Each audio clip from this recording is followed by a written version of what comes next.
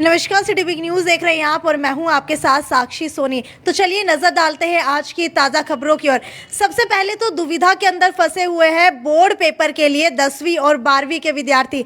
हालांकि CBSE board की तरफ से आपको बता दूं कि क्या कुछ फैसला लिया गया है, क्योंकि पिछले काफ़ी समय से कोरोना काल के चलते सभी स्कूल्स बंद थे, जिसकी वजह से पहले तो हरियाणा बोर्ड ने फैसला लिया था कि 5वीं और 8वीं के बोर्ड के एग्जाम्स कराए जाएंगे, लेकिन फैसला कई बार बदला गया। कई बार जो है विद्यार्थियों को बोला गया कि तुम्हारे बोर्ड के एग्जाम्स कराए जाएंगे, उसके बाद दोबारा से फैसला बदला गया। लेकिन हरियाणा बोर्ड के अंदर दोबारा से फैसला लिया गया कि अब जो है 5वीं और 8वीं के बोर्ड के एग्जाम्स नहीं होंगे, हालांकि 10वीं और 12वीं के होंगे। लेकिन अगर बात की जाए सीबीएसई की, तो सीबीएसई को लेकर के क्या कुछ फैसला लिया गया है, तो आपको बता दूं कि हाँ, बोर्ड के एग्जाम तो होंगे 10वीं 12वीं के सीबीएसई के अंदर, लेकिन अब बड़ी बात यह है कि प्रैक्टिकल किस तरीके से होंगे। तो आपको बता दूं कि प्रैक्टिकल की डेट जो है अब सीबीएसई के अंदर आ चुकी है 2 मार्च, यानी कि आज 28 फरवरी है। फरवरी का आखिरी हफ्ते का जो है आखिरी दिन है।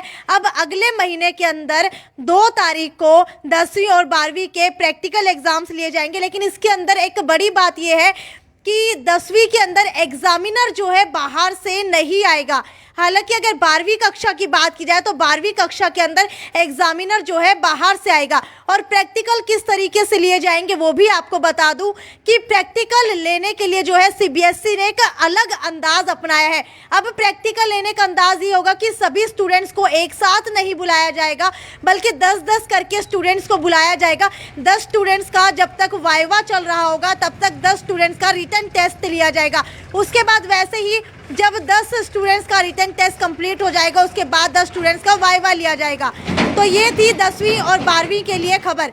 आगे बढ़ते हुए आपको बता देती हूँ कि अगली खबर क्या है। अगली खबर है हिसार के डीआईजी कम एसपी जो पूर्व के अंदर रह चुके हैं बलवान सिंह राणा, जिनके ऊपर एक बेहद बड़े कारोबारी जो है उन्होंने आरोप लगाए थे। और उन्होंने आरोप लगाते हुए ये कहा था प्रदीप नेहरा ने कि डीआईजी बलवान सिंह राणा और हिसार के एक करंट के अंदर जो डीएसपी काम कर रहे हैं, उन्होंने 50 लाख रिश्वत पहले मांगी और उसके बाद उसे आधा कर दिया, यानी कि 25 लाख रुपए रिश्वत की मांग की। लेकिन इसके ऊपर जो है प्रदीप नेहरा ने एक केस फाइल कर दिया कि किस तरीके से जो डीआईजी कम एसपी है उन्होंने रिश्वत मांगी। इसके बाद आपको बता दूं एक प्रेस कॉन्फ्रेंस का आयोजन किया गया था डीआईजी बलवान सिंह राणा की तरफ से हिसार के अंदर। लेकिन गौर करने वाली बात यह है कि सभी मीडिया कर्मियों को, print media, electronic media, social media को बुला लिया गया मिनी सेक्रेटरीट के अंदर, यानी कि डीआईजी ऑफिस के सामने। लेकिन 2 घंटे इंतजार करने के बावजूद जब वो समय आया जब प्रेस कॉन्फ्रेंस करनी थी और अपना जो पक्ष रखना था डीआईजी बलवान सिंह राणा ने, उसी एट टाइम यानी कि एन वक्त के ऊपर वो प्रेस कॉन्फ्रेंस रद्द कर दी जाती है।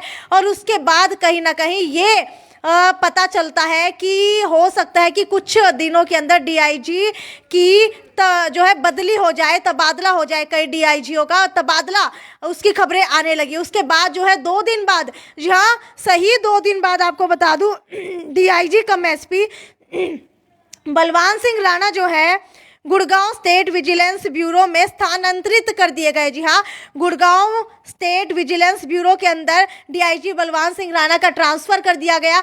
और उसके बाद जो है अब इसकी जांच आईजी कर रहे हैं, क्योंकि आईजी को सौंपी गई है सारी की सारी रिपोर्ट कि डीआईजी बलवान सिंह राणा के ऊपर जो भी आरोप लग रहे हैं प्रदीप नेहरा की तरफ से, वो सच है या गलत है। तो आपको बता दूं कि इसका खुलासा जो है जल्द ही होने वाला है, क्योंकि 25 लाख रुपए की डिमांड करने के आरोप में कितनी सच्चाई है, इसकी जांच लगभग पूरी हो चुकी है। और रिव्यू क्राइम मीटिंग के लिए हिसार पहुंचे डीजीपी पीके अग्रवाल ने मामला संज्ञान में होने पर बताया कि काफ़ी हद तक जांच जो है पूरी हो चुकी है और हिसार के आईजी राकेश कुमार आर्या की फाइनल जांच रिपोर्ट का इंतजार है। जी हाँ, आपको बता दूं हिसार के आईजी राकेश कुमार आर्या की फाइनल रिपोर्ट का बस इंतजार है। उसके बाद पता लग जाएगा कि डीआईजी बलवान सिंह राणा ने रिश्वत मांगी थी या नहीं मांगी थी।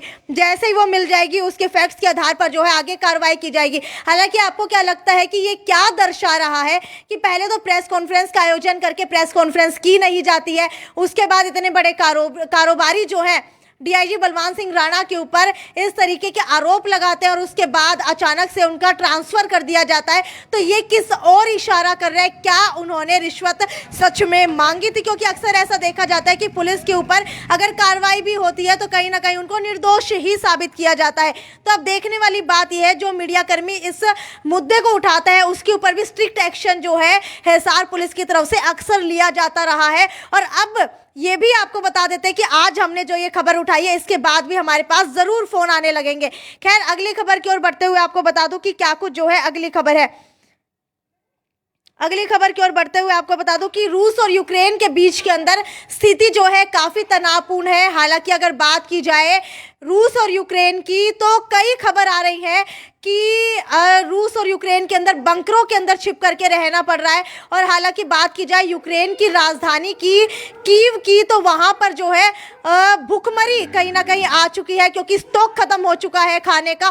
लोगों के पास खाने के लिए खाना नहीं है। 50 लोगों का खाना जो है 350 लोगों के अंदर बांटा जा रहा है और इसका असर भारत के अंदर भी बेहद ज्यादा पड़ रहा है। हालांकि बात की जाए भारत की, तो भारत के अंदर लगातार ये मांगे चल रही थी कि यूक्रेन के अंदर जो भी विद्यार्थी फंसे हुए हैं उनको भारत के अंदर लाया जाए, लेकिन भारत सरकार ने, भारत एम्बेसी ने इसके ऊपर कोई भी संज्ञान नहीं लिया।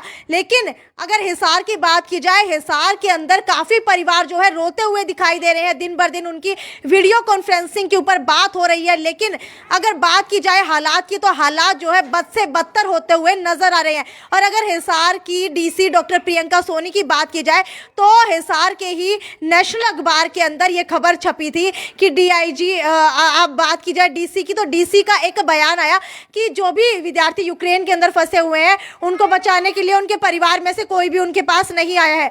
हालांकि आपको क्या लगता है कितना असंवेदनशील ये बयान है डीसी पद के ऊपर कार्यरत होने के बावजूद? क्योंकि एक डीसी जो है उनको खुद जा करके देखना चाहिए, परिवार से बात करनी चाहिए, लेकिन वो दूसरी तरफ ये कह रही है कि यूक्रेन के विद्यार्थी जो भी फंसे हुए हैं भारत के, उनके परिवार वाले, हिसार वाले उनके पास अभी तक नहीं आए हैं। हालांकि भारत सरकार की बात की जाए, जब सारे सोशल मीडिया के ऊपर ये बात फैलने लगी कि भारत एम्बेसी की तरफ से कुछ भी नहीं किया जा रहा यूक्रेन के विद्यार्थियों के लिए, तो उसके बाद प्रधानमंत्री नरेंद्र मोदी जो है, आपको बता दूं, सिर्फ 2 फ्लाइट्स, जी हाँ, सिर्फ 2 फ्लाइट्स जो है यूक्रेन के अंदर भेजते हैं। उसके बाद विद्यार्थियों को लेकर के आते हैं और उसके बाद से जो है सारी फ्लाइट्स रद्द कर दी जाती है।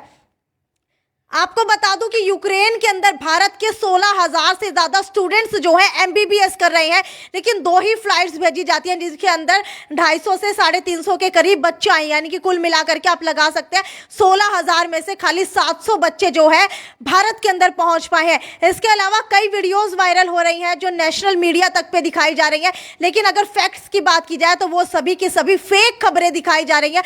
वो सभी की सभी पहले की कोई वीडियोज़ है जो वायरल की जा रही है, जिसका ऑल्ट न्यूज़ के ऊपर फैक्ट चेक भी किया गया और सारी की सारी वो खबरें जो है गलत निकली है।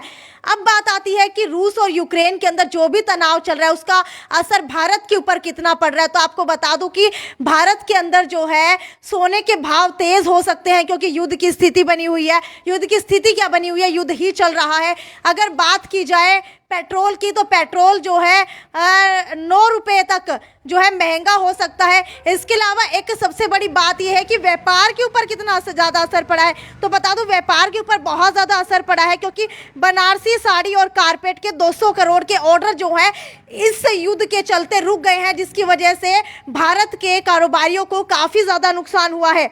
अगली खबर की ओर आपको बढ़ते हुए बता दूं कि सफाई के लिए जो है 25 मार्च से 13 अप्रैल तक नहरें जो है हिसार के अंदर बंद रहेंगी। शहर में महावीर कॉलोनी जलघर के दोनों टैंक फुल करने के आदेश दे दिए गए हैं। तो इसीलिए अगर आप लोग नहर का पानी पीते हैं, नहर से आप लोगों को कोई भी काम हो तो अपने काम पहले निपटा लीजिए, क्योंकि आगे आने वाले दिनों के अंदर नहर जो है बंद होने वाली है। ये तो यहीं तक की खबरें थी और आगे भी आपको इसी तरीके से ऑथेंटिक यानी कि सच खबरों से रूबरू करवाते रहेंगे। बाकी सोशल मीडिया चैनल्स की तरह आप लोगों को फेक खबरें नहीं दिखाएंगे। तब तक ज़्यादा से ज़्यादा शेयर करते रहिए। नमस्कार।